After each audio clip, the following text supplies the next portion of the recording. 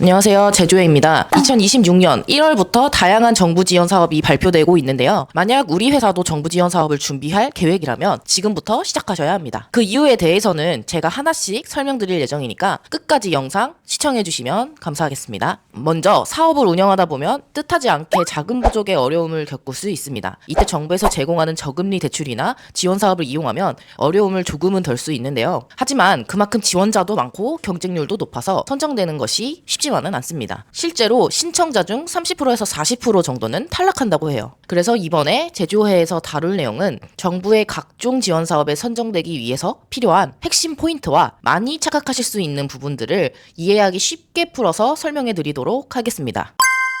먼저 정부 지원을 받으려면 지금부터 뭘 준비해야 될까요? 첫 번째, 사업자 업력과 업종 코드가 맞는지 점검해 보셔야 합니다. 정부 지원 사업은 대부분 사업자 업력 기준이 정해져 있어요. 6개월, 1년, 3년 같은 기준이 있기 때문에 업력을 정확히 알고 지원해야 합니다. 또 실제로 하고 있는 사업과 사업자 등록증에 적힌 업종 코드가 달라 탈락하는 경우도 빈번하게 일어나는데요. 사업자 등록증 상의 업종이 지원 목적에 맞지 않는 경우 지원 사업의 혜택을 놓치게 될 수도 있으니 불필요한 업종 코드가 과도하게 등록되어 있는 건 아닌지 다시 한번 살펴봐야 합니다. 또한 유흥이나 사행성 업종과 금융, 부동산업, 수의업을 비롯한 몇몇 업종은 정부 지원 사업 대상에서 제외되는 대표적인 업종인데요. 과거 사치 업종으로 분류되어 신청할 수 없었던 골프 연습장과 스크린 골프 연습장은 현재 지원 가능한 업종으로 변경되었습니다. 이처럼 매해 변경되는 부분이 있으니까 지원하기 전 최신 공고를 꼭 확인해 보시는 것을 추천드려요. 두 번째, 매출이 제대로 반영됐는지 확인해 보세요. 몇몇 지원 사업의 경우 실제 매출이 있어야만 정책 자금을 받을 수 있는데요. 이때 매출은 카드 매출이나 전자세금 계산서, 신고된 부가세 기준으로 책정됩니다. 증빙이 불가한 현금 매출 비중이 높으면 실제로는 매출이 많지 않은 것처럼 보일 수도 있는데요. 현금 거래 시에는 반드시 현금 영수증을 챙겨 매출로 잡히도록 하는 것이 좋겠고요. 또 고객이 현금 영수증 발급을 거절하거나 계좌이체로 받은 경우에도 매출 신고를 해서 매출 누락을 막아야 합니다. 또 주요 업종별 기준보다 매출이 너무 많게 되면 소기업의 범위를 벗어나 지원받지 못할 수도 있는데요. 숙박 및 음식점업은 15억 이하, 제조업의 경우 주된 업종에 따라 평균 매출액이 다르기 때문에 반드시 확인한 이후에 지원하시는 걸 추천드립니다. 세 번째, 대표자의 신용 점수 또한 평가에 영향을 미치는 중요한 요소입니다. 일반적으로 대표의 신용 점수 최소 자격은 600점인데요. KCB 또는 나이스 신용 점수가 600점 미만이거나 나이스 신용 등급이 7등급 미만이라면 다른 조건을 충족하더라도 지원 사업에서 떨어질 수 있어요. 그렇기 때문에 신용 점수는 최소 700점 이상, 신용 점수로 발목이 잡히지 않기 위해서는 840점 이상으로 관리를 해주셔야 합니다. 단기간에 신용 점수는 빠르게 오르지 않지만 신용카드를 6년 이상 장기 보유하면 신용점수 가점을 받을 수도 있고요. 대신 한도까지 과도하게 사용하면 신용평점에 작용할 수 있으니 조심해야 합니다. 또한 체크카드를 30만 원 이상 6개월 이상 사용하거나 6개월에서 12개월 동안 꾸준히 사용할 경우 최대 40점까지 가점을 받을 수 있습니다. 또 신용점수와는 무관하게 대출 관련 연체 이력이 최근 1년 내 3회 이상이거나 연체 90일 이상 혹은 신용회복위원회, 개인회생, 파산 신청자의 경우 자동으로 신청 대상에서 제외되는데요. 빚을 연체한 이력이 있다면 빚을 모두 갚은 뒤 3개월, 신용회복 완료 후 1년이 지나야 신청할 수 있으니 만약 대표자가 이 대상에 해당된다면 미리 관리해 주시는 게 좋아요. 네 번째, 세금 체납이나 연체 이력을 정리해야 합니다. 이 내용은 방금 위에서도 잠깐 언급을 했는데요. 국세, 지방세 체납은 다른 조건들을 다 충족해도 해당이 될 경우에는 무조건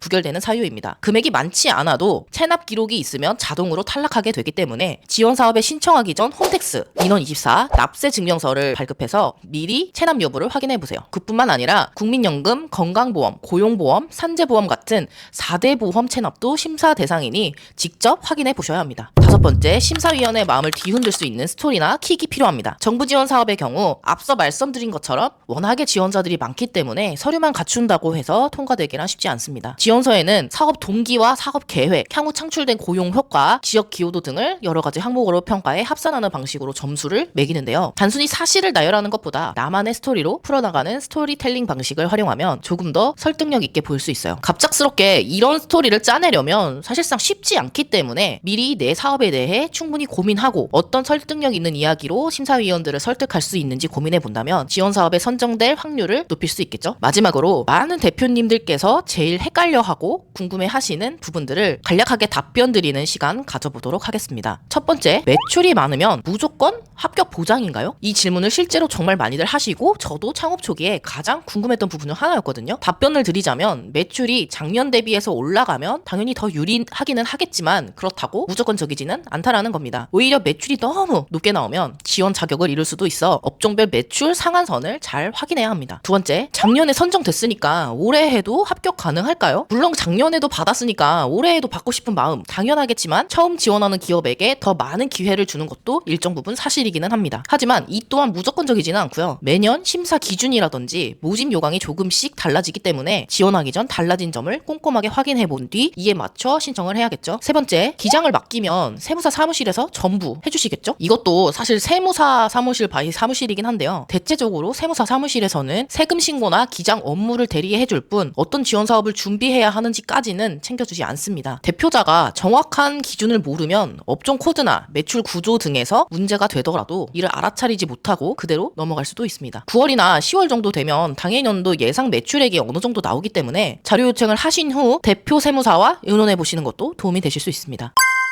정부 지원 사업이나 정책 자금은 신청할 때 알아보기 시작하면 이미 늦습니다. 해마다 연초에 많은 지원 사업이 쏟아지는 만큼 미리 준비해서 좋은 결과 있으시길 바라겠습니다. 내용이 유익하셨다면 좋아요 눌러주시고 더 궁금한 내용은 네이버 카페 제조해 또는 댓글에 있는 링크를 통해 1:1 문의하기 남겨주세요. 감사합니다.